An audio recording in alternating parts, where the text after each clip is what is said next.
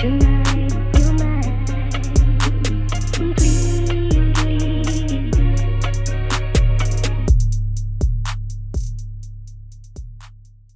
everyone, and good morning. Welcome back to Let's Basketball, Season 1, Episode 3. Today's episode is sponsored by McDonald's Big Breakfast. It's kind of all that I'm craving right now, so that's how we're going to kick things off.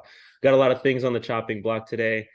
Dillon Brooks situation, Kevin Durant, Knicks, a little bit of Kyrie maybe, so we'll see about that. But let's get right into it. As you can see, my co-host is here today. How you feeling, Kevin? Feeling good, man. It's a good morning. It is a good morning. How you doing, Vic? I'm doing good. How are you guys? I think we're both pretty good today. But yeah, let's get things kind of kick-started here today. What is that? So Dillon Brooks versus the Draymond beef. Okay, so I'll kind of let Kevin take this one to start us off. I mean, these two just troublemakers. It's funny to see them go at it. They've been going at it for like the past 2 years now. Just the whole team in general, just the Grizzlies versus the Warriors. It is really fun to see two teams go at it, especially like when they meet in the playoffs. And I really do hope these teams do meet in the playoffs again, especially with Dillon Brooks has been kind of just stirring up trouble with seems like every single game. Last season, he had the incident where he took out Gary Payton II for some time with that cheap foul. And now it seems like every time that they play the Warriors, him and Draymond get into stuff. I believe it was last night or 2 nights ago when they played the Warriors. They got into it. He made some comments about Draymond Green's podcast. Again, just being a loudmouth. To me, I don't think Dillon Brooks really has any space to talk. Just comparing resumes here, Draymond has 4 rings. Dillon Brooks has 0. He's only been in the league for however long. But yeah, I don't know. It is fun to see these two guys go at it. Victor, you have anything to add? I think it's funny, man. I think it's just like hilarious. Like, I don't think Dillon Brooks can be talking shit right now. Like, he's a young player. The Grizzlies haven't done anything, and he's the one who kind of started it too. He was saying that if you put Draymond anywhere else besides Golden State, you wouldn't know who he was. And I think that if Golden State didn't have Draymond, I don't think they would have won all these championships. I think Draymond's a key piece for the Golden State Warriors. And if you take him out, they don't have all 4 championships. I think the ones with KD, they might have those 2, but the other 2, they wouldn't have them without it. And then Draymond's response was funny too. He was like, if you ever wondered why the Memphis Grizzlies is not ready to compete for a championship, look no further than this idiot right here. They're actually defending on this guy to help them win a championship. And Draymond he's allowed to talk shit because he has these 4 rings. He has a Defensive Player of the Year. You know, he's built his resume up. Dillon Brooks is still young, and you can't like really talk shit after going 1 for 7 from the line after the game. Like that, yeah, they beat the Warriors the other night, but you had a terrible game and you're still talking shit. You know. Yeah, I don't know. I really like Draymond on the Warriors, and if you guys remember, like even back in 2016 all the way up to 2018, like people, I'm not gonna say obviously there's the Splash Brothers with Clay and Curry, but I feel like besides them two, you always heard that third name being Draymond Green. So I agree with Kevin. I mean, I think that he was definitely instrumental in them winning some championships. He definitely has like a mouth on him. I mean, definitely, you know, just this summer we saw the whole situation with him and Jordan Poole. So where he fucking knocked his ass out cold. So I mean, I don't know. I think Draymond Green is a big personality, and sometimes, you know, he gets chirpy and he may cause problems for teams that maybe didn't need to be there originally. But yeah, it's that kind of like fiery spirit that he has. I feel like that pushes that team a little bit further. Because without him, I mean, they don't really have, I feel like, that many trash talkers. Like obviously Curry trash talks, Clay trash talks, but I feel like they need somebody to light a fire under their ass pretty much. And I think that that's kind of what, yeah, you need that one guy. Yeah. And Back to what Victor said about. So my bad. I was gonna say that he's also a huge voice in the locker room too, and you need that like personality for the team. Like I'm sure he's like not essentially like the team leader, but he's that voice that everybody needs, like when the team's down, and he brings them up, you know. Yeah, Draymond definitely is that voice for the team and like that team tough guy. And back to what you said earlier about how Draymond contributed a lot to all the Warriors championships. I definitely agree. I'm a big fan of Draymond Green's game. Not necessarily of not I'm not necessarily a big fan of Draymond Green himself, but I do like the game. I do like his game and the way he plays. And he does a lot of stuff for the team that doesn't show up on the stat sheet, which can lead people to think that, oh, they don't need him. If he was on a different team, you wouldn't know his name. I think that's completely false. I think he would make a really good impact with any team that he played for, contender or not. Just watching him go out there and play, yeah, he's not going to give you 15 points, 15 rebounds or whatever, but he can give you good stats. He's really good at setting up his teammates for screens. It's actually interesting is I've seen a video on Instagram and it was like showcasing the stuff that Draymond Green does to help the team that doesn't show up on the stat sheet. And there was a scenario where like the ball was at the top of the key. He noticed his teammate was wide open in the corner. There's a guy in the block, and he told whoever it was, I can't remember, to like he was like doing this to like get him the pass. And as the pass was thrown, he stepped in to the defender closing out, and he set a screen. Yeah. And the player had a wide open three in the corner and made it. So people obviously that's not a stat that you can count, but that matters. He got the team an open bucket, basically called the play in the middle of the shot clock, which is insane. As far as Dillon Brooks, I feel like he's kind of trying to play that Draymond Green role for the Grizzlies, unfortunately, or not unfortunately, but he's nowhere near as good at it. He's a really good defender, but that's about it. Something else I've noticed with Dillon Brooks is that whenever he shoots the ball, his jump shot looks different 60% of the time. He changes it every shot. I've actually something I've noticed. I've seen people like some analysts and people on TikTok talk about it, like videos of him shooting. Sometimes his legs will be way bent in more than others. Sometimes he'll bring the ball up a lot more than others. So does he like change it on every shot then? Not every shot. Not every shot, but like you get what I'm saying. With shooting, you want your shot to look the same every time. His shot only looks the same 30% of the time, 40% of the time, which is not very good at all. Well, it's something you would think that would get fixed too, like once you get to the NBA. You know what I mean? Because that's like a problem I feel like that like normal people have, like playing in college ball and high school ball, where like you have this like, because I know exactly what you mean. When you're shooting, you're trying to, like you said, keep everything the same as you did the time before. And if every time you feel like you're like trying to get back into that spot and you're shooting from different spots, it messes up kind of your overall thing. But no, I wanted to mention like Draymond Green's IQ in basketball is so high, and people don't really talk about that enough, because if you go back to the playoffs series that they had against the Cavaliers or any team, honestly, you start to see that like that ball gets fed to Draymond, and he a lot of times is the one who kind of sets that up. So yeah, I mean Draymond's definitely a useful player. Now, what I want to know is from you, because I know that you don't like Patrick Beverley, but in the style of play that they are, Draymond Green is light years ahead of Patrick Beverley, but they kind of serve similar purpose on their team. What do you think of the comparison between them two? Between Pat Bev and Draymond? It's funny because it's like they have the same mentality but completely different positions. So they're gonna do. And it's not that I don't like Patrick Beverley. He's on Chicago now. I'm a Chicago fan, so obviously like, he's one of those players that you hate to play against, but you love to have him on your team. Yeah. So obviously I love him on Chicago. He's been doing well. But yeah, I do see he does serve that more sort of a purpose. I just feel like Patrick Beverley is more of a on-court menace than Draymond is. Patrick Beverley is going out there, he's trying to piss you off, trying to throw you off your game. Draymond, obviously, he'll do the same, but at the same time, he's a lot more composed than Patrick Beverley is, a lot more calm, way better. Yeah. So I don't hate the comparison at all. Yeah. But it's a good comparison. Yeah, I definitely see the similarities, what you're saying. But I wanted to add that I think when Draymond retires, I think he's going to be a really great analyst. He's going to be one of those guys that like with Charles Barkley and Shaq and Ernie Johnson. I think he'll be a great like addition to that team, or maybe he'll go on First Take. Like I think he's gonna be like a JJ Redick, or like similar, like that type of style. And I was gonna say too is like for the shooting with Dillon Brooks, it's like all about muscle memory too. And do you think he's trained with a lethal shooter? You guys know who that is, right?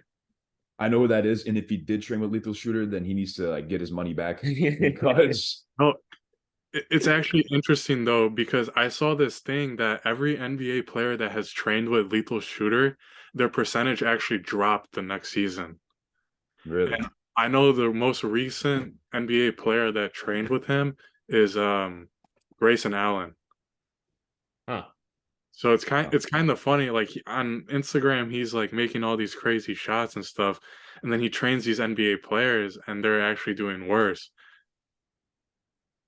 yeah. I mean, you do see Lethal Shooter's videos on Instagram and stuff. He'll have like the crazy videos where he'll have like 6 rims spinning around. Now, I don't think he has the NBA players doing that. I hope not, just because that's very, like, very pointless. Stupid. Yeah. Very, and he'll have like the small rims where like the ball barely fits in there. To me, like that, I don't think that's very effective way to train. I don't think he has the NBA players doing that. I definitely see Lethal Shooter as being smarter than that. Yeah. I mean, he's an NBA shooting trainer, so he has some knowledge. I'm assuming a lot of knowledge on shooting. So that is pretty interesting to how you said how players actually do shoot worse afterwards. I don't know, maybe if it's a mental thing or Well, so you said something to me a little bit ago or like a while back in reference to NBA players shooting and having like ball pressure on them like during a game. Mhm. And we obviously know that ball pressure completely changes like the shooting percentages and everything for athletes because once you actually get into a game and you have a 6'4", 6'8" tall, small forward in front of you with his hand up even higher, that's obviously intimidating. It can mess up your shot. The videos that I've seen of Lethal Shooter, it seems like he's kind of just getting their mechanics in order. Usually like the I feel like is it true that like the basketball players that he trains are usually guys that are kind of struggling with their shooting performance? I mean, not necessarily struggling, but some of them want to get better, some of them aren't exactly at where they want to be. So he probably trains them a lot on like just the normal mechanics of how to get their shot looking fluid. Yeah. But he probably doesn't train them to have ball pressure the way that like, you have another person that's equally as tall as you or taller with a hand in your face and it's, in the game. So the whole like, shooting percentage going down, I don't think that would necessarily fall onto lethal shooter. Just because, he obviously can't give them the same type of pressure in a practice that maybe that they would get in a game. That being said, he should be able to, right? So if he's an NBA shooting coach, he should be able to say, hey, let me bring some guys here. They'll get some like hands in your face and stuff like that. That way you know what you're doing. Yeah. Impossible to know why these players are going to an NBA shooting coach and then coming out worse for it. I mean, you would think he'd get fired. Yeah. You brought a good point about game situation. And you can train all you want off the court, shooting, dribbling, finishing. Nothing is going to be like, it's not going to be the same scenario at all once you're in the game. Mm-hmm. You're tired. You just ran up and down the court. You just played a full 24 seconds on defense. Yeah. We're trying the hardest. So, you're going to be tired. Yeah, nothing is similar to like a game situation. You can train for years on end, but you'll never like, it's going to take you a second to adjust to the game. So maybe if it's just how you said the players, they come back shooting worse. Maybe it's just that new adjustment with the new mechanics and the new rhythm that they're finding. Just taking time to get used to it in an actual game situation. Same thing if it's a close game for its playoffs, the nerves might be there. Yeah. So I think it's something that it's a change over time rather than an immediate change, which is as much as you would love for it to be an immediate change. Unfortunately, that's just not how it works. Right. The training and getting used to the game situation, it definitely takes time. Yeah. And we saw that with Klay Thompson when he came back. As soon as he came back, people already had stuff to say about him. Yeah. He's not the same, this and that. And it's like, well, yeah, he hasn't played a game of ball in 2.5 years. Right. It's going to take him a second to get back into the flow of the game. Mm-hmm. No matter how much off the court training that you've been doing, nothing is similar to the game. The game is way faster. You don't have time to think. You have time to think in a game, but a lot of it is instinct on that point. Right. So and now look at Klay now. He's hooping. He's back to being Klay. Yeah. So I think with time, maybe these shooters that train with Lethal Shooter will get a hang of it, but only time will tell. Yeah. I think another too Go is ahead. that like when you've been shooting a certain way your whole life, it's kind of hard to switch your jump shot, you know? Right. And once these players are already in the league and they have to adjust to like making a new technique to their jump shot or change their jump shot look a little bit different, it's gonna be take a time to adjust. So when I saw that on Twitter, I think it might have been like a couple of years ago. I'm not knocking Lethal Shooter at all. So it might take another season for these NBA players to get used to that shot that he's changing. Right. One of the things that like I was gonna mention too, and I kind of want to get both of your opinions on this. So like one of the other factors that I've thought of that contributes to players like not being able to perform well is like pressure from not just the crowd, but also your coaches, but also like, management. Also, like there's 1,000 people that have their eyes on you at that moment that are counting on you to perform well and to support them and whatever that, whatever goes along with that.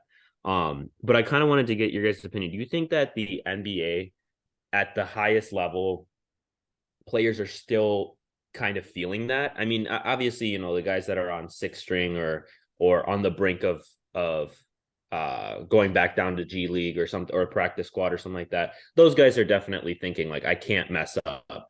But for the athletes like what was the athlete that you said trained with Lethal Shooter? Grayson Allen. Yeah. So like for an athlete like Grayson Allen, do you think that's something that contributes a lot to their performance too and like their ability to make shots? Or do you think at that point when you're in the NBA, you just get unlucky pretty much and you just have like off days? It's pretty interesting. I feel like NBA players definitely do still get nervous before games. Right. More so, I would say games that matter later in the season and in playoffs. You're gonna get butterflies. These guys are trained professionals, but like the worry can still come in and kick in. Mm-hmm. What about you, Vic? What do you think? Yeah, for sure. I mean, these players, they've been training to play in the NBA their whole lives. They've dedicated a lot of their lives to be playing in these big games. I definitely think they'll have some nerves playing in like the last couple minutes when it's a close game, or if they're playing in playoffs, definitely you'll get those feelings of anxiety or like maybe some nervousness going to the free throw line, just getting that nervousness and with all the fans in the arena and stuff. So it definitely makes a huge impact on their game. Yeah. Speaking of missed free throws, did you guys see the video of who was it at the free throw line that missed both shots? This is Grant Williams. Grant Williams on the Celtics. Yeah. Now, right there, interesting fact because we're on this topic. Obviously, he said to Donovan Mitchell, "I'm gonna make both of them." Yeah. He had that confidence, which was really good. Now, after not seeing, he had the confidence, which is great. Right. But after not seeing the first one go down, Yeah. it hit him in that moment. They're at an away game. They're in Cleveland. It's loud. He was probably like, "Oh shit! Now I gotta make this one." Yeah. And so I think when he shot that second free throw, I think it really got to him right there. Yeah. It definitely messed with his mind a little bit. Obviously, he's a pro player. He's trained. He still had that composure. Yeah. Somewhat. I mean, he did miss the free throw, so maybe we don't really know. But I feel like in that moment is definitely an experience of when we saw a player get really nervous or when it really hit them. Yeah. At the line. Well, and he's in the Garden, right? Too. They were in Cleveland. They were in Cleveland. They were in Cleveland. Yeah, it was an away game in Cleveland. I thought they were in Boston. Okay, never mind. I was gonna say because Boston's known as one of the like loud or like the most like engaged, let's say, audience, right? In like the NBA, they say like those games are pretty toxic or whatever. Oh no, they definitely are. Yeah. I actually went to last year in the Eastern Conference Finals. I was in Boston visiting some family, and I went to Game 4 when the Boston Celtics played the Miami Heat. And from 12 minutes in the first quarter to triple zeros in the fourth quarter, that crowd was jumping. Yeah. And we had pretty close seats, so I got a taste of some of the Boston citizens and the crazy shit that they were saying to Jimmy Butler and all the players on the floor. Ruthless fans, I'm gonna be honest, kind of crazy. And some of them, they're not fully up there. They don't got it up there, but it's a crazy crowd. And that's with every city too, obviously. They're gonna be engaged. But I can definitely vouch for that Boston crowd. Yeah, I've heard like a lot of NBA players saying that like their crowd is like very different and it's very loud and stuff, and some of the fans are like very ignorant there. And then I Mhm. also saw Malcolm Brogdon the other day saying that he loves Boston, that like people should visit Boston because it's such a great city. So that's great to see too. And I kind of wanted to add to that free throw stuff. I don't. Did you guys see the Ben Simmons stuff with him at the free throw line? Do Yeah, you- with the bet with Bradley Beal. yeah, dude, that I was didn't. What funny. happened? So You can go ahead and he was at the free throw line, and someone someone bet him that he would miss the free throw, like 12K, and then he missed. Hmm. Okay, I think I know what you're talking about. Yeah, I did see that. He's he's a moron though. Like Ben Simmons, I don't really like Ben Simmons a lot just because I think he's a good player, but to me it's like how do you get to that point and you're not somewhat capable of shooting? And I know that that's like, kind of a stupid statement to make because not everyone can shoot, not everyone's game is developed behind that.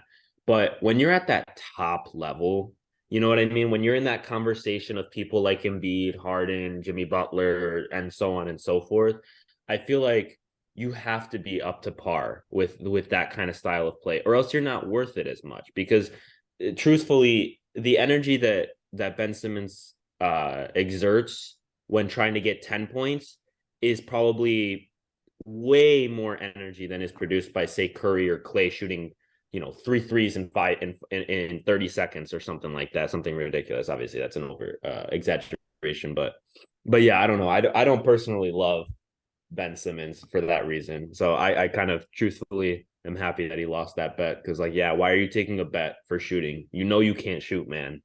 It's kind of law at this point. Well, the But thing too is that he have you seen that thing where someone was like, if I could take any player in NBA history, I'd take Summer League Ben Simmons. He was a yeah, he that's was a funny. dog in summer league, dude. He was good in his college days and like at LSU and his high school. Like he could hoop, man. I just don't know what happened when he got to the NBA. He kind of like lost that drive, I guess you can say. And if you look at the podcast he did with JJ Redick, he was saying that his game is mostly like he loves the style of play that he does is like more of a pass first. So that's kind of why he's gone away from that aggressiveness almost. And he said the style of play in Australia is more like passing instead of like scoring here in United States. Yeah, I'm glad you brought that up because I'm a fan of Ben Simmons. I really want to see him succeed. I think um, everybody, Philly fans especially, expected way too much out of Ben Simmons. When drafting him, you knew he wasn't the best scorer because that's not his style of play. He's an elite defender.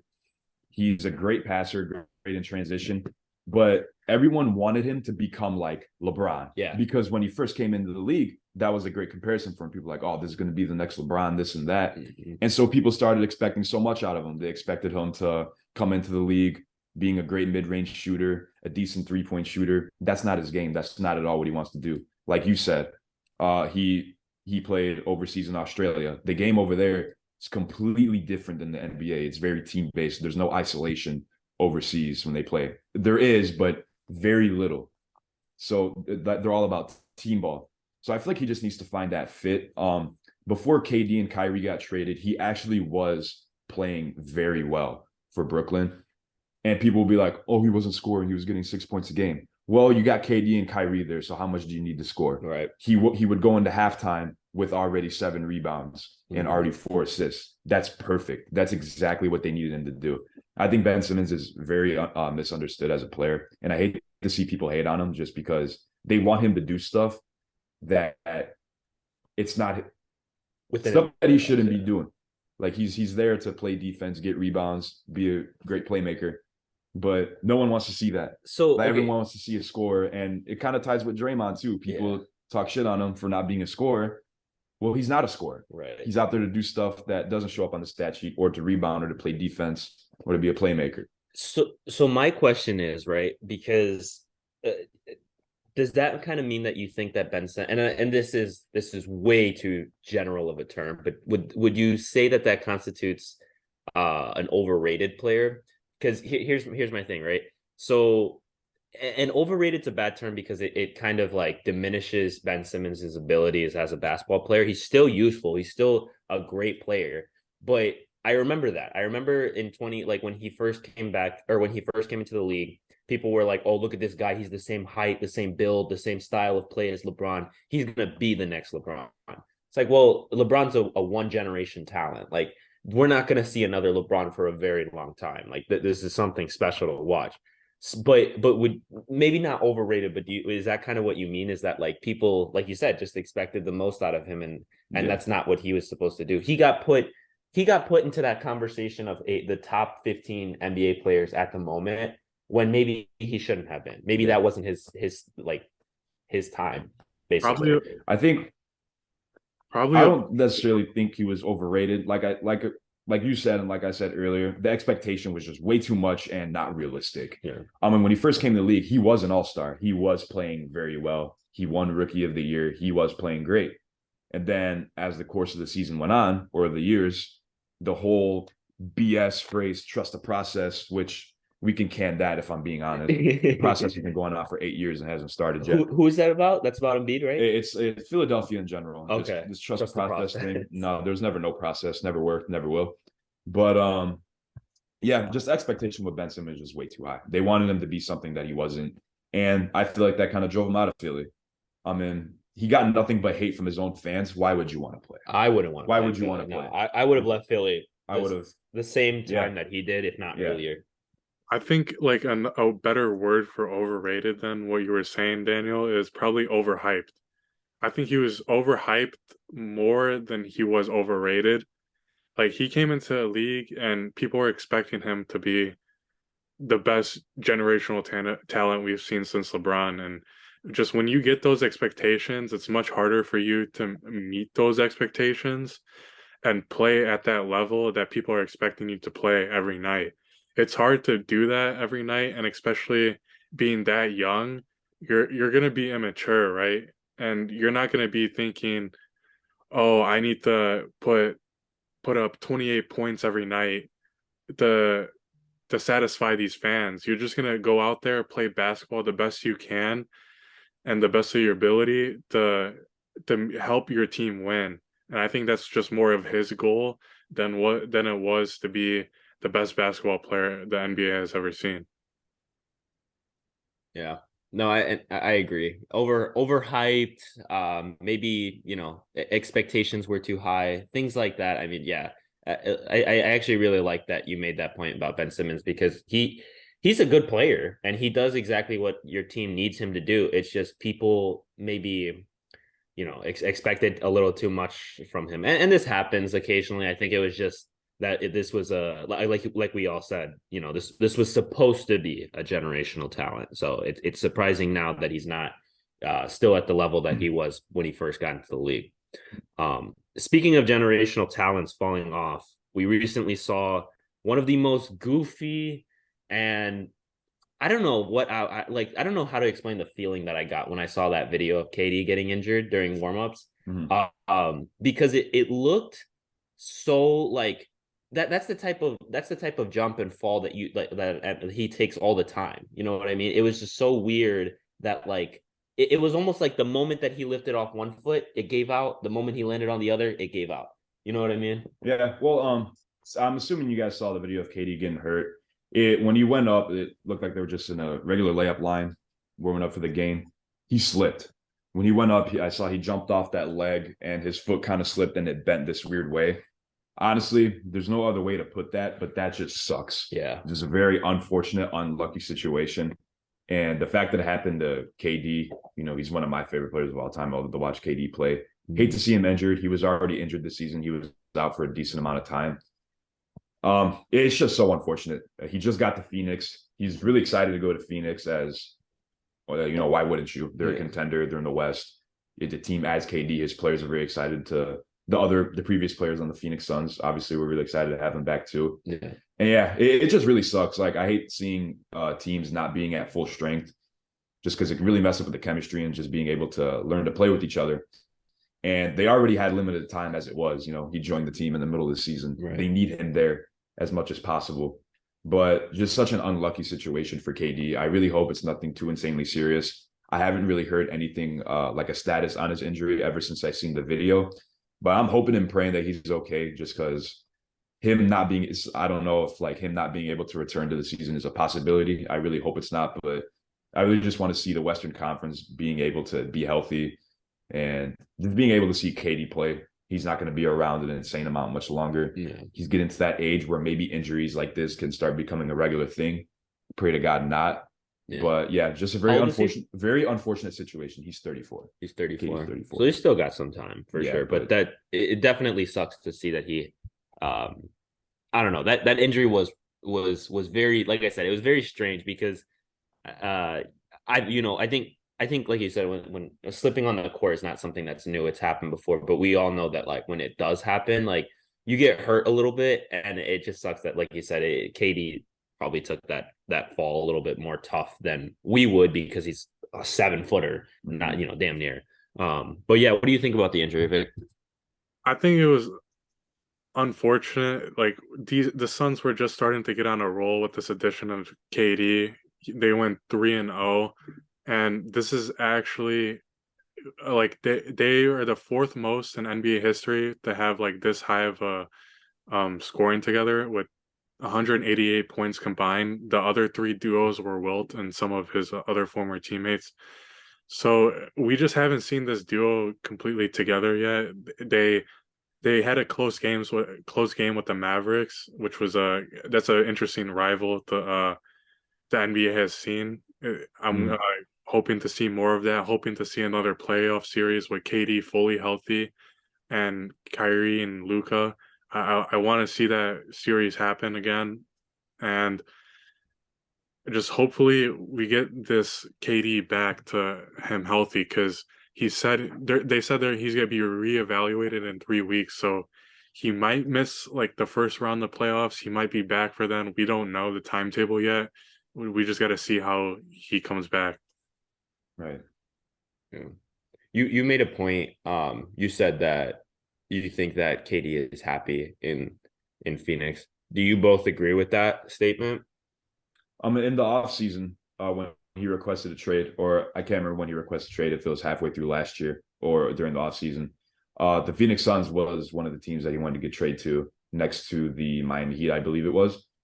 Mm-hmm. I think he's definitely happy in Phoenix. It was one of the teams he wanted to go to. He's playing with Chris Paul, phenomenal distributor, and young star in Devin Booker, and just an overall really good team. DeAndre Ayton, I still don't know if he's good or not, but because one game he'll have a 20-point double-double, and then the next game he'll have 6 points and 2 rebounds. So I feel like they need to figure out he needs to figure out his own situation. That's kind of inexcusable that he's putting up those stats as a former #1 pick. But I think KD is definitely happy to be there. They're a great team, very well coached.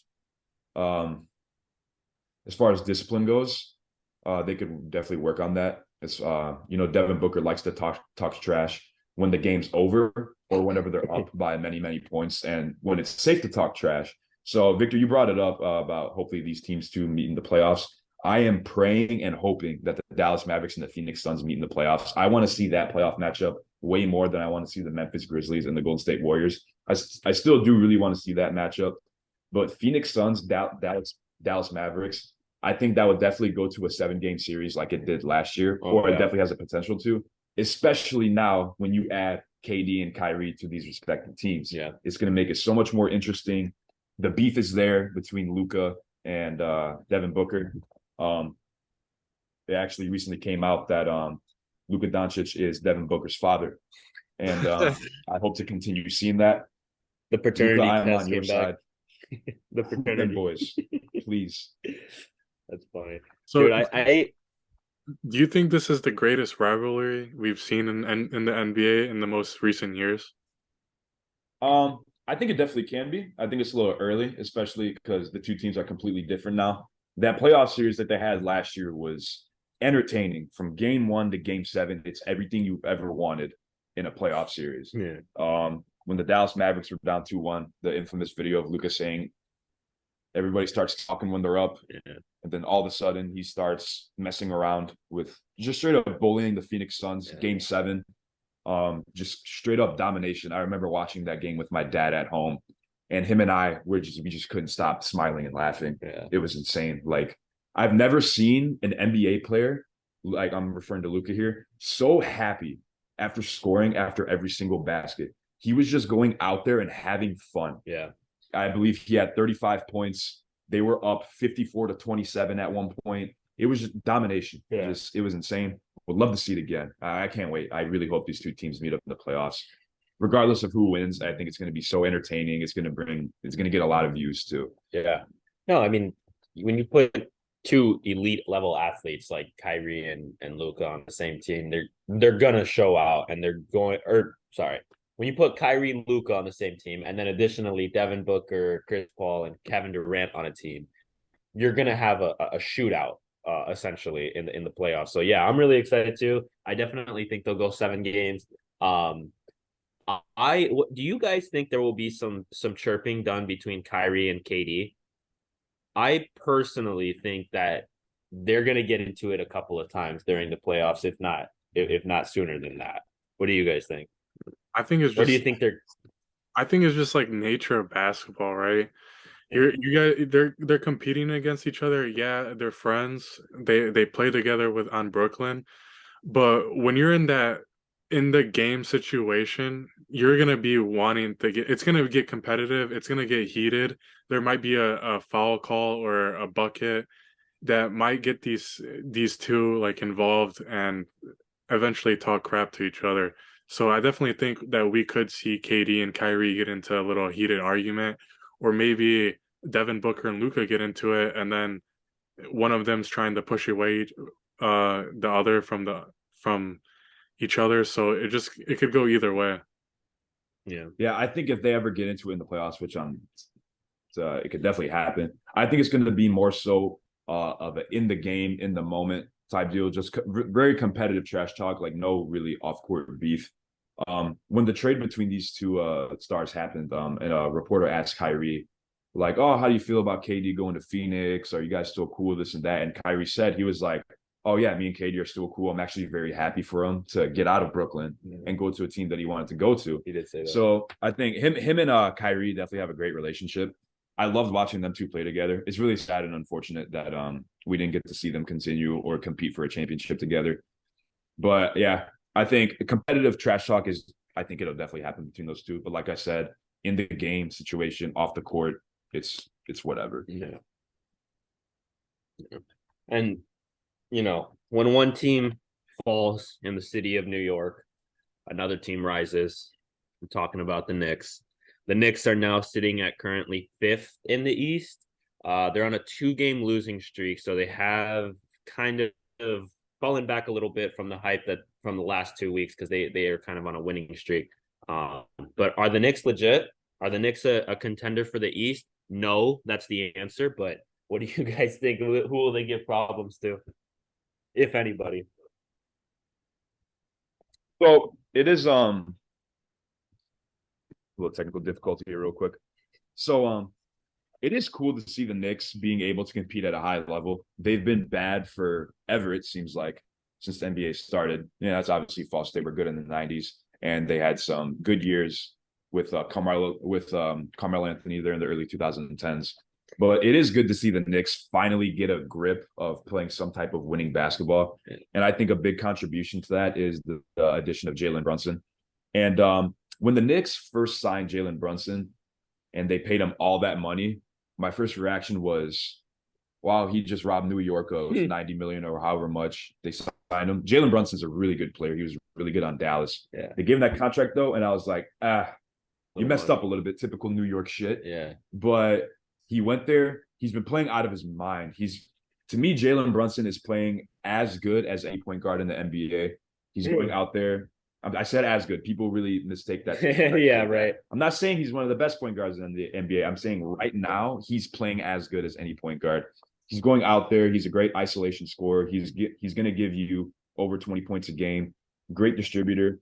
I'm a big fan of Jalen Brunson. He's definitely he's gotten my respect this year. He's always had my respect, but going to a team where he might have to take on a bigger role, I was a little skeptical. But he's definitely proved me wrong and made me ate my words, and I'm glad he did. Right. And Julius Randle, he's been playing very well. The addition, RJ Barrett, I feel like he's still trying to find his identity. And Knicks fans are very sick of that. They really want him to be good. And I think he will. It's going to take time. He's young. He's super young. He's only 21 years old. Not even. I think he might be 22 at most. And then with the rising play of Emmanuel quickly when they played Boston the other night, Jalen Brunson was actually out, and Emmanuel quickly came in and had his best game ever: 38 points, 8 rebounds, and 7 assists. For a guy to come off the bench and do that while one of your best players is missing is absolutely insane. So we know that the New York Knicks definitely have that depth. As far as making some noise in the playoffs, I don't think so. I definitely see them. The farthest they can go is second round if they don't get bounced in the first round.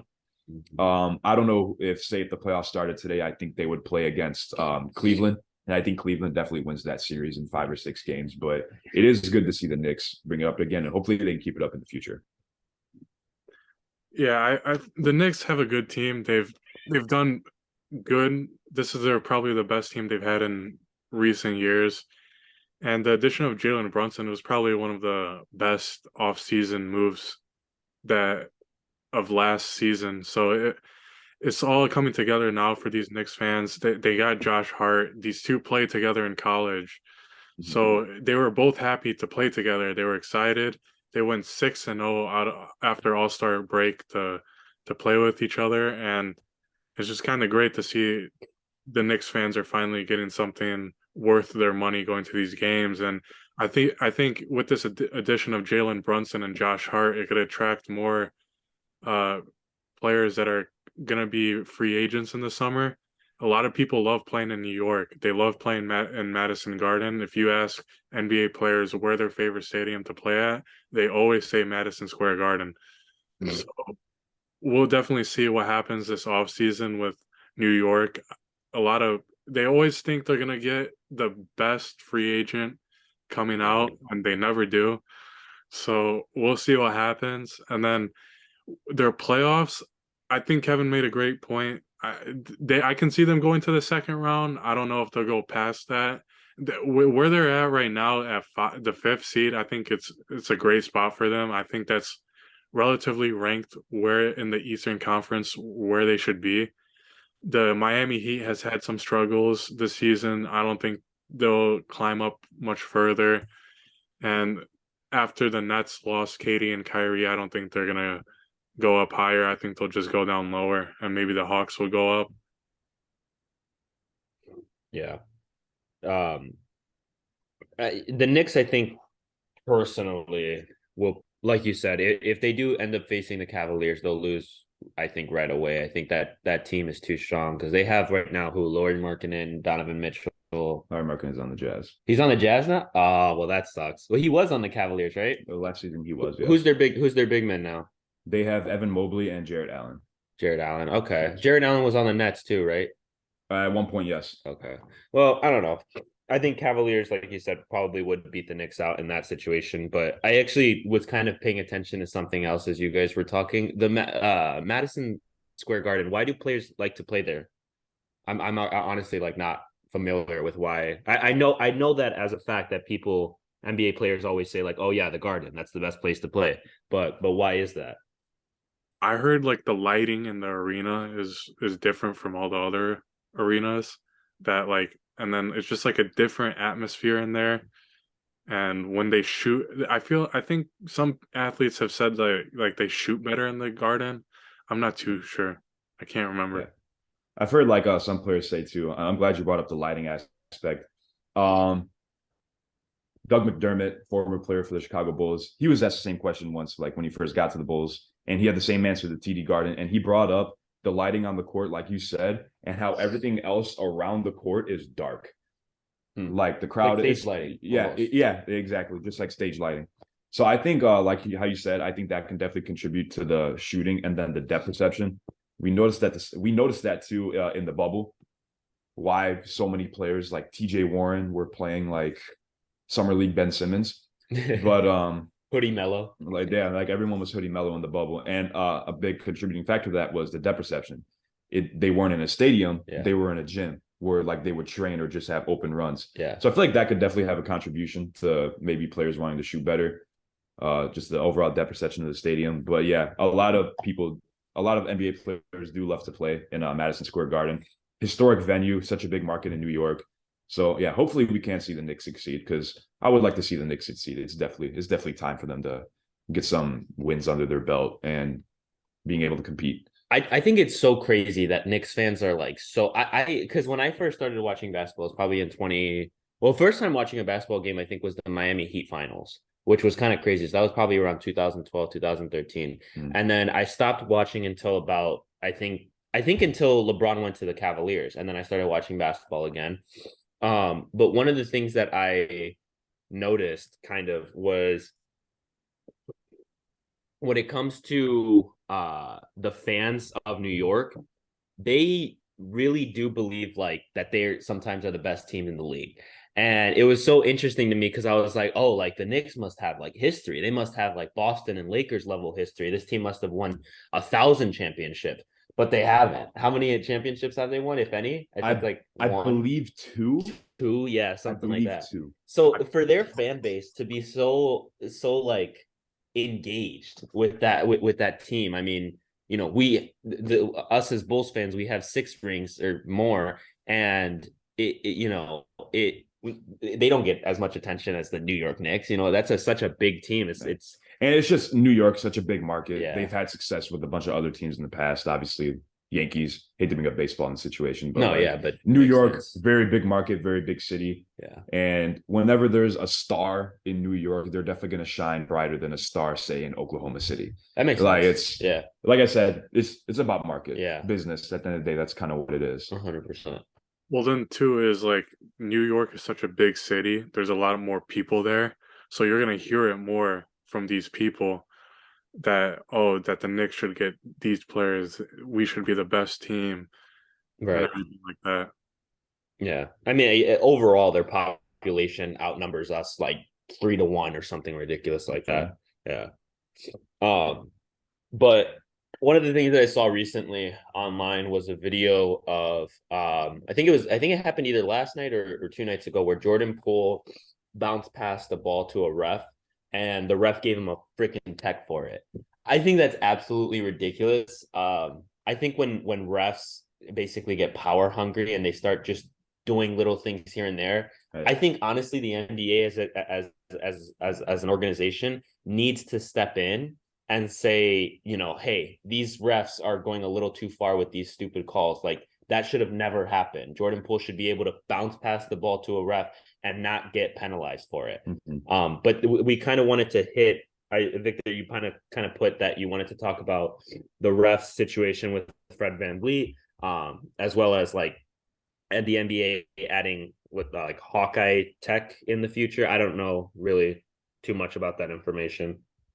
Yeah, so let's start with the Fred VanVleet and like the refs in general this NBA season.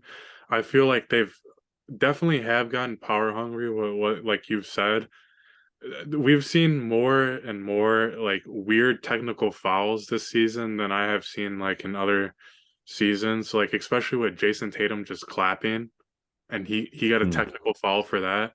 That was ridiculous. And I think there was one with KD too. Do you guys know what I'm talking about? I think it was a very similar scenario to the Jason Tatum technical Yes. foul. So Well, just like and just like these like random texts for doing like the most minuscule things that these players are getting texts for is just kind of out of like blows my mind. And Fred VanVleet, he got fined 30K for his comments the other night. He was saying the refs this year have been ridiculous. He said it makes the game hard to watch as a fan, and it even makes it harder to come back in a game in a late situation after these technical fouls. And he's more frustrated with Ben Taylor, the referee, and he said most of his texts are from Ben Taylor. And let me pull up this thing that I saw on Twitter really quick. So his name's Jacob Gramenga. He did some digging on Fred VanVleet after this, and he said this season he has played 55 games and has received 8 technicals. Ben Taylor has been official in 6 of his games, and in them, Fred VanVleet has received 5 technicals, 3 of them directly from Taylor himself. So Fred VanVleet, there's definitely something to this with the referees. Yeah. Yeah, I'm glad you brought that up because I actually did not know that. I remember his comments he made about Ben Taylor and the stat that you just gave us. We've seen similar things with Chris Paul and I believe Scott Foster, the referee. I don't want to butcher the numbers, but Chris Paul in playoff games when a game is reffed by Scott Foster, he's like 0-11. That's crazy. Now, that could just be a complete coincidence and mean nothing, but 0-11, that's kind of crazy. Did you guys ever watch the Netflix documentary about the refs? About like they're like how Donaghy? they were like, okay.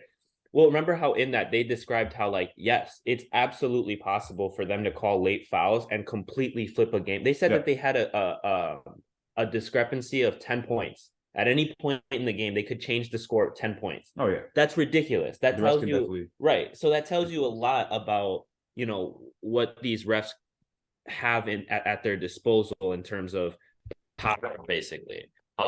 You know, these refs basically hold the fate of each team within the palm of their hands. And in the situation with like Fred VanVleet, I don't know, let's get like a little conspiracy theory kind of for a second. Let's say that there is something going on, because to me, you know, something becomes a pattern when it happens habitually and when we start to notice, right? So for me, I've started to notice that there's been a lot of stupid calls like that made specifically this year. If there is, let's say, well, even in that documentary, they said like we got a call and we were told to start calling the hacking fall, or no, the pickup travel from Allen Iverson, I think. The carry. Yeah, the carry. So they obviously can get phone calls and say, hey, we're going to specifically, you know, target this tonight. Do you think that there's anything, both of you, do you guys think that there's anything, or do you think there's a reason why the upkick in fouls and stuff like that?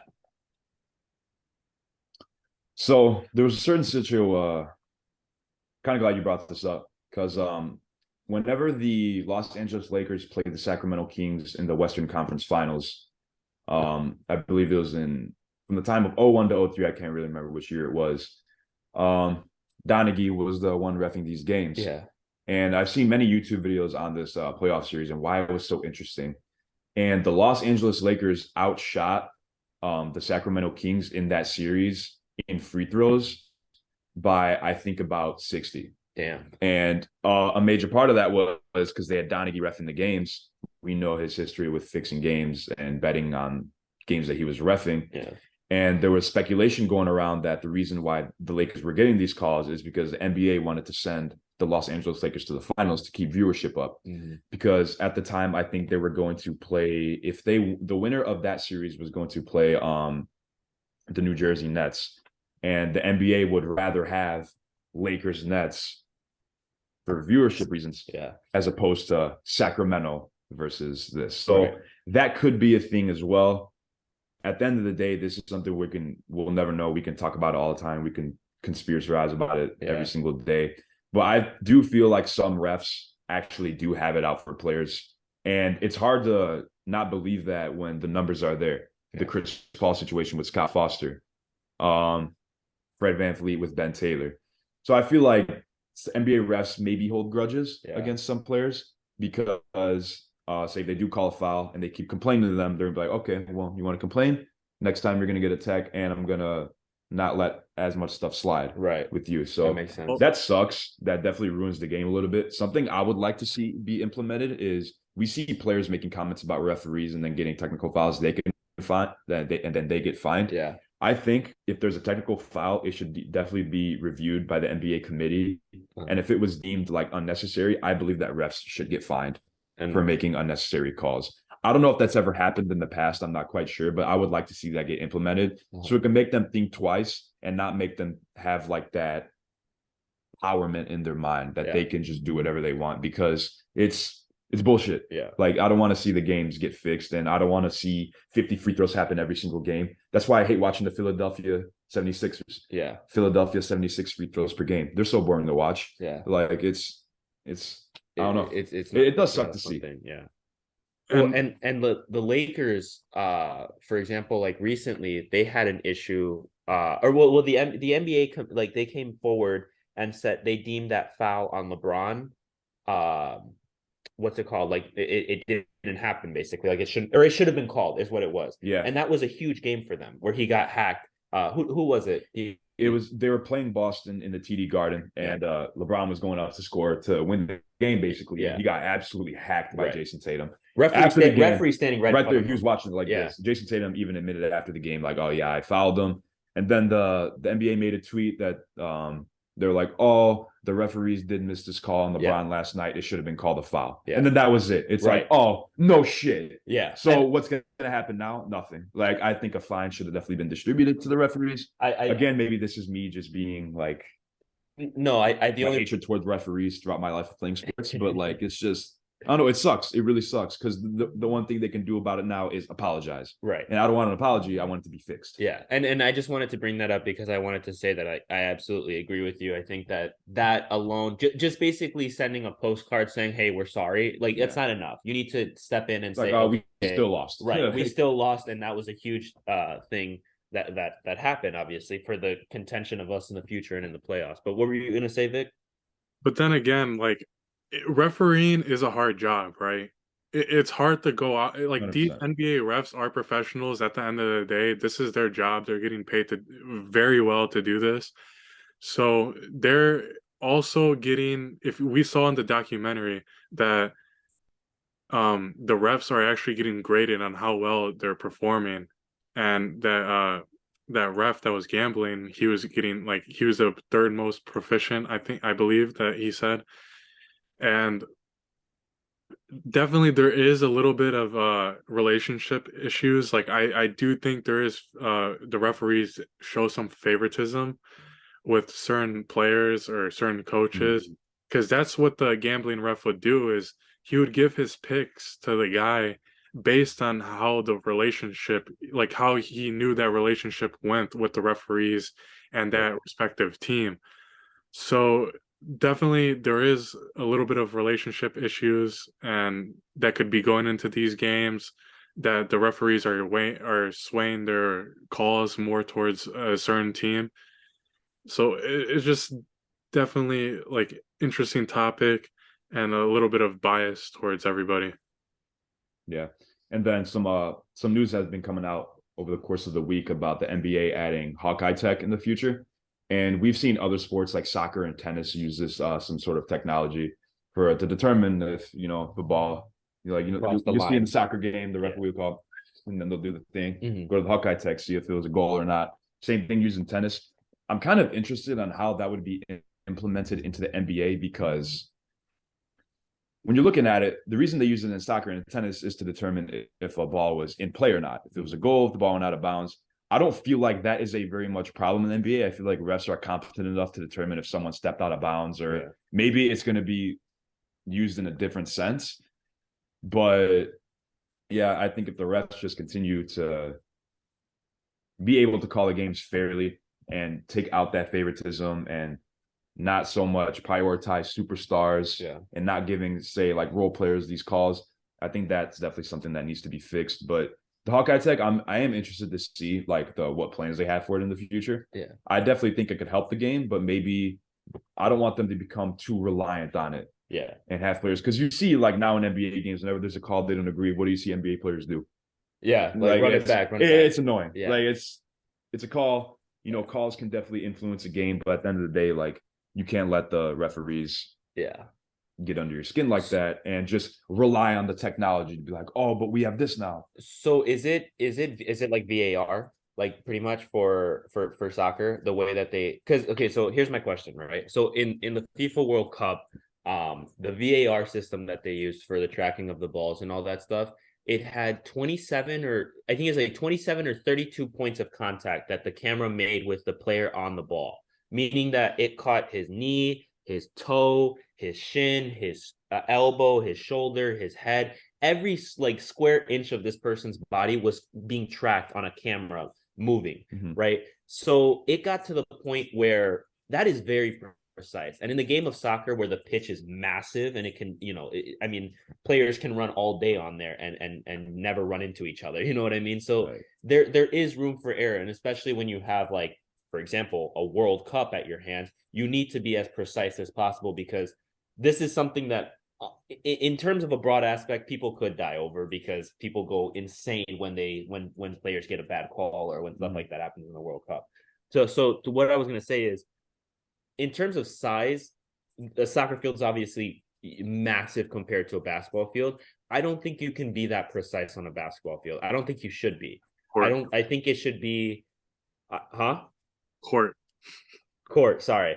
Yeah, no, I don't think you should. I don't think that you should be that precise on a basketball court. I think that part of the game is that you're playing in a small contested area with a bunch of guys, and you have tight defense on you, and you're not working with a lot of space. So, you take a lot of the human error out of it, and you basically make these basketball players, to me, I would play fearful. If I was like close to the 3-point line and I was doing like a behind the back or something, I wouldn't anymore, because I run the risk of, hitting that ball out of bounds and then the VAR be like, so I think that still, that element of the game should still be a lot of human, vision. I think that it should really be just in the hands of the refs to say, okay, I saw that as in or out. That way the game still has the flow that it does today, because I think that that's what makes the NBA special, and that's what makes basketball fun, is kind of that flow of the game.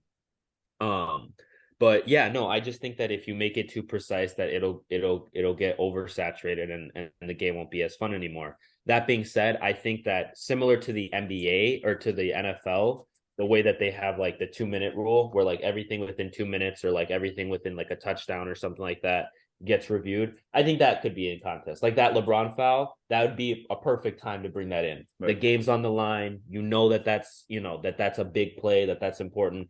Maybe if the teams are within 4 points and a significant foul happens, or any kind of technical foul happens, it gets reviewed. I could see that happen, and I could see them using the Hawkeye tech for stuff like that. But yeah, I don't know. What do you think, Vic? Well, this is what they plan to do with the technology, is to provide the opportunity to enhance officiating by increasing the accuracy of calls and the speed of gameplay, including in future seasons through automated calls on play, such as out of bounds and goaltending. So it's more of like an out of bounds and goaltending issue that they're gonna be using this tech for. And I think it's just gonna be like maybe a little bit of help for these refs if they were like not able to see if a player stepped out of bounds or not. Because I know the other night that Miami Heat, they were in a close game situation, and Tyler Hero, they called it, he was out, but if you go back and look, he wasn't actually out. So I think this technology could be useful for the NBA. It just, maybe, I don't know, in the couple of years it could be more advanced and help the NBA in more aspects than it currently will be right now. Yeah, no, we'll see. I think it'll be fun. It'll be interesting to see how new technology gets developed into the game, because every sport is kind of under that way of like getting more technologically advanced. Soccer, football, all of us are getting to a stage in society where tech has become instrumental in every part of life, and you would think that it would eventually catch up to sports. So yeah, it'll be interesting to see how they kind of develop that.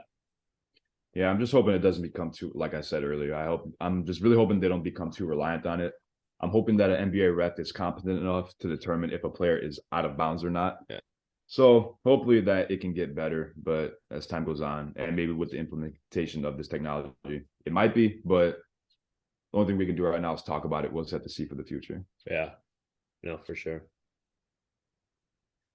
Well, right around the corner for this season is March Madness, and I don't think the brackets have necessarily come out yet, but we can kind of just quickly touch on a little bit about March Madness and what your guys' expectations are for this year.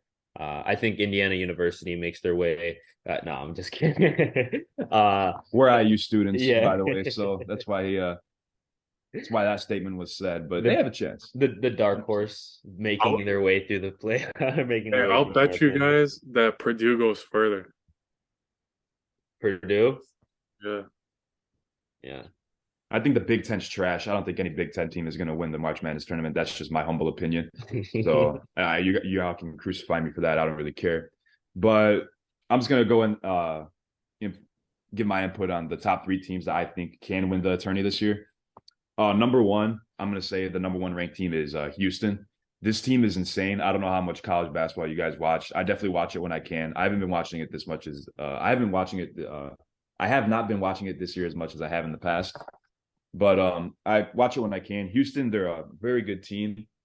They're very much older than most teams. They have a lot of juniors and seniors, which matters a lot with because obviously these guys know each other. They've been playing each other for years. They're a very aggressive team, very scrappy. Every single 50-50 ball, they get it. Very well coached, great defenders, play very well as a team. I think this is definitely their year to take it. The past 2 years, they've been a favorite to, or one of the favorites to make some noise and win the NCAA tournament. And they've played very well, but they've always just came up short. They've never really been upset, but there's a bunch of great teams. The tournament starts with 64 teams. Upsets happen all the time. They could get bounced this year in the first round, second round, who knows? That's just part of the excitement of the March Madness bracket is that anyone can win on any given night. So I think Houston is definitely probably my favorite to win. Second, I'm going to say a repeat for Kansas. This team, they won the national championship last year after completing the largest comeback, being down from halftime in Final Four history. Insane game. They're just as good this year, if not maybe even better.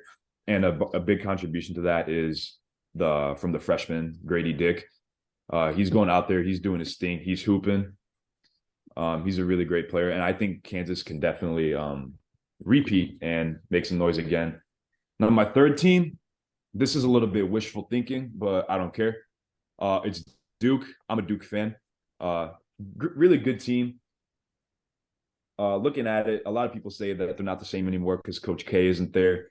And in a way, true. I mean, he's been the coach there over the last 40, 50 years. Not even a joke. He's been the coach there forever. And his influence is still around the team. The assistant coach, John Shire, he played under Coach K. He won a national championship as a player under Coach K when they beat Butler in the early 2010s. And he's been assistant coaching there for some years now. Duke went 28-0 at home this year, which is everything you could ever ask for. You got to win at home. Yeah. You shouldn't be taking any losses at home. So yeah, I'm really hoping that Duke can advance. They're currently unranked in the men's national top 25, but they will be making the tournament. They definitely have a good enough record. Maybe as like a 8-9 seed, I could see them coming in. But yeah, Houston, Kansas, and Duke are definitely my top 3 teams to win the national championship this year. And then what do you guys think? Who do you think will come in the tournament and make some noise?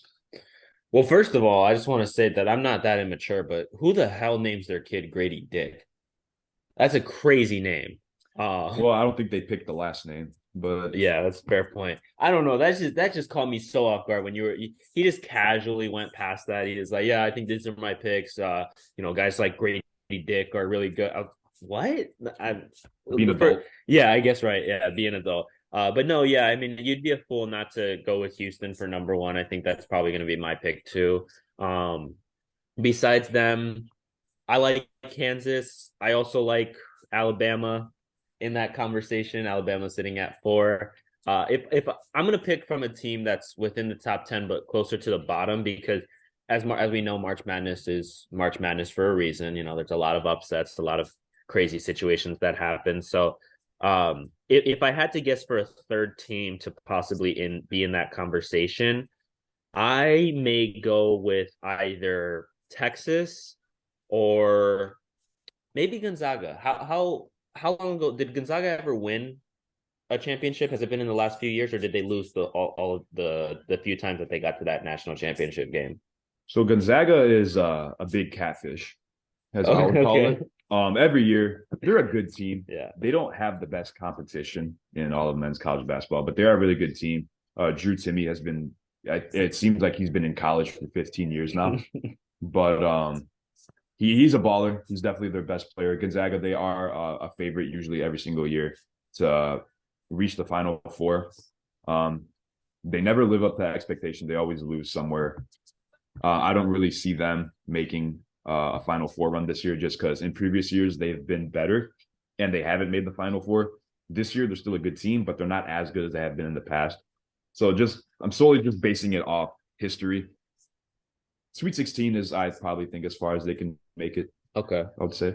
I just think I've heard Gonzaga in that conversation for so many years, and I think that they are kind of due for some good things to happen to that team, and maybe they will be the dark horse. Again, my picks are I think Houston, Houston. Let's go Houston, Alabama, and Gonzaga. What about you, Vic? I'm gonna go Houston, and then I'm gonna go Purdue. Mainly a little bit biased because I go to Purdue. I feel like they've been doing pretty good this year. We got little jazz hands. I saw you do. uh, and then for my third pick, I'm gonna go. I'm gonna go with like with the interesting one. I'm gonna go UCLA. Think they maybe make some noise. UCLA is a very good team. A lot of people have not been talking about them. I'm gonna be honest. I did not know that they were as good as they were, sitting at 27-4 as a record.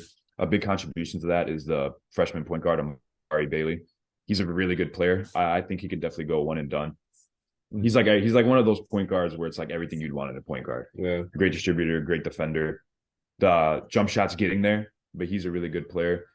And then do you guys have like a dark horse team you think could possibly reach the Final Four? I think maybe Gonzaga would be kind of my dark horse. Yeah, but if I had to guess for another one, is it stupid for? Yeah, no, it would be stupid for me to say St. Mary's.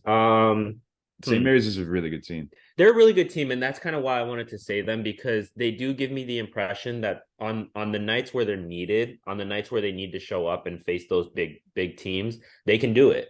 So yeah, I mean, if I had to pick two probably dark horse teams, it'd be Gonzaga, maybe St. Mary's. I could probably keep saying that I can name 30 other ones, and then one of them will hit. So I'll just stop it at there. But what about you, Vic? What do you think? I definitely think maybe like a team that could be a dark horse is Tennessee, right? They had a good program in with football this year, and they're doing pretty good this year in basketball as well. So I think they could be a dark horse that could get to that Final Four. Maybe they're maybe a little bit overlooked right now. Yeah. I had like two teams in mind for my dark horse. First one being TCU. They did very well last year in the tournament. They played Arizona, and Arizona was a 1 seed last year, and they gave them trouble. It was a very interesting game. Unfortunately, TCU came out with the loss, but TCU this year they're a lot better and they're older. And the improvement of their starting point guard, Mike Miles. I don't know if you guys know who that is, but this dude is insane. He's a bucket and a half. Yeah. He's so interesting to watch. If you guys have time throughout the day, definitely Google some Mike Miles highlights. TCU, very good, aggressive team. Just they have like that scrappy play style to them. And I love watching them play. They play very well together. And then my second dark horse team, this is just kind of just me being a student of the school. I think IU could definitely make a push.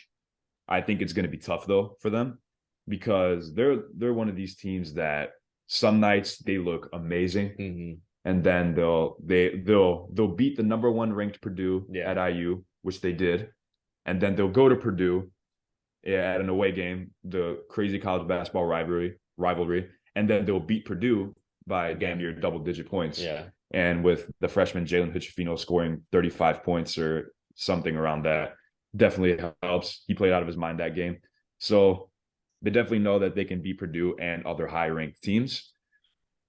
But in that saying is that they could definitely play down the team's levels. I think after they beat Purdue, they played Iowa at home and they got smacked. Yeah. It's so the consistency with them has to stay there. They can be pretty inconsistent at times. So hopefully, I would like to see the school I go to make like a really good Final Four run Yeah. or a push to the championship, because that would just be great and fun to be a part of. Yeah. They have great players. Players have been improving throughout the whole season, so it'd be really cool to see them make a push. Yeah. I have to wonder if it's a lot of confidence too, within Indiana University's team, because what I wonder is that as a team, if you can beat the number one ranked team of Purdue, that tells you a lot about what your skill level is. But maybe when they get to face the bigger teams that, are more in the limelight, like UCLA, like Duke, like Houston, um, when they get to that point where they start playing bigger teams, I think that's when they would see their biggest struggle in a March Madness bracket. Right. But that being said, I've gotten a chance to see some of their games recently, and no, they're absolutely like legit. Like Indiana University is a really good team when they play well together. They could easily break the top 10, top 5 rankings, in my opinion. But again, it all comes down to confidence level, and that's why the big teams are where they're at, because they have that confidence and they have that kind of viewpoint over everyone else, and they say, we're up here, you guys are down here. Whereas Indiana University, I think, like you said, struggles with kind of that balance of hey, we can meet Purdue on their best day here, but we can also meet Iowa on their worst day down here. So like you said. Well, another thing too is like I think a lot of these upsets happen is because a lot of these teams they like to play down to their opponent. You see, they go into these games thinking that they're better than these other teams, and then they end up playing at their level, right? And it just brings the whole team down, and it's struggling for the team to come and get back, because the team that's worse, like ranked wise and everything, they're gonna be having that momentum, and they're gonna be having that extra drive and fuel for them to be to win this game and go further in the tournament. Yeah, I'm excited. I mean, we'll definitely have to see kind of how this turns out, but March Madness is definitely one of the most interesting parts of the year. So I'm excited to see a lot of basketball and everything. But speaking of, kind of players in college that, let's say, aren't at their max maturity level right now, because, you're in college, you're living your best life. It's a bad segue, but I just kind of wanted to speak on the immaturity of Ja Morant and kind of his whole situation going on. We're only going to briefly talk about this, but yeah, I mean, he since the last time that we were on this podcast, I think, what did he do? He waved a gun on a plane. I think he got caught up with a gun charge in Denver or something like that. Yeah, just making more mistakes. I mean, it really is unfortunate. I think now that one thing came out, everything starts coming out. Had this one thing not come out, I think not a lot of stuff would have been said about him and his past issues. But I think that because he got that limelight on him of bad press, it's going to start getting worse for him, and we'll see. But I mean, the NBA did say that they're not really going to move forward with the investigation. So yeah, it's funny you say that, because right before we started shooting today, I was scrolling through Instagram and there was something else actually came up. It was like a recent post. Yeah. Unfortunately, Memphis police are investigating a situation, and I think Texas police as well, about Ja Morant having like a physical altercation with the high school student that went to his sister's high school, and this situation happened about a year ago. Jeez. So, like you said, Yeah. maybe more people are going to start coming forward about shit that's happened. Yeah. And more stuff can come out. It seems like every couple of days we hear about this moron and the stuff he's done in the past. So I don't know. It's sad. It just is. It is. Like just be better. Like just be better, please. You're an NBA player. An NBA player. You're making an insane amount of money, generational wealth. Yeah. If you throw that away at such a young age, then you deserve it. Yeah. That's it. Yeah, I would agree. I think you do deserve that. If you're gonna throw away a life that your parents and the people around you worked so hard to get you to that point. And Ja is a special talent. I mean, I think he was blessed by God, because there's no other way to explain that he can jump out of the building and do the things that he does without injury. But yeah, whenever you fly too close to the sun, your wings burn off, or whatever that Icarus, The Icarus story. the Icarus phrase. Yeah, Yeah, yeah. it's a good analogy. What do you think, Vic? Yeah, it's definitely a sticky situation what he's in right now. I think hopefully it gets better for him. And the Grizzlies had that player meeting with Steven Adams. I think they talked a little bit about it and like not to get like to affect their season. So hopefully the Grizzlies remain where they're at and continue to do good in the regular season and not fall behind. Um, uh, if John Morant comes back from the situation, I know like the media is going to be like on him like crazy. So Eyes it's are going to be on him from now on. yeah, it's gonna be like they're gonna be all over him, and people are gonna be upset to the fact that he didn't get suspended as much as he should have. But then again, we don't know the full story of what happened. These might be rumors. We still Very don't true. know yet. The investigation has to go through fully for us to know all the details and stuff. Yeah, Yeah. Yeah, hopefully we can see Ja Morant clean up his act. But like I said, you did mention that Grizzlies team meeting. And what's funny is that when Steven Adams made those comments about, hey, like we need to like watch ourselves on going out on away games, that meeting happened before Ja Morant had that incident in the nightclub where he flashed the gun. So I'm assuming Ja Morant was at the team meeting and he just didn't give a damn. He didn't give a damn. you almost wonder if it was intentional. If he heard Steven Adams and said, "I'm not going to listen to this old ass fuck," like Yeah. he could have been. It's that young guy ignorance. Yeah, the young guy ignorance, exactly. And he just goes out and he's like, you know what? Steven Adams said I'm not gonna go out, so I'm gonna wave a gun on live. It's like, Could be true. yeah, who knows? Honestly, it's I don't know. It's impossible to say what the future will hold for John Morant. All we can do is speculate, and hope that he learns from this mistake. I think all of us can agree that he's a fun player to watch, and it would be a sad day to see John Morant not be in the NBA. But at the same time, if he's going to continue to make mistakes, I wouldn't care if he did leave the NBA. At some point, there's only so much forgiveness that we can have for a person that habitually makes mistakes. So, Right. yeah. But that kind of brings us to a wrap on our episode for today. This has been episode 3, season 1 of Good Morning Let's Basketball. Thank you guys so much for watching, and have a good rest of your day.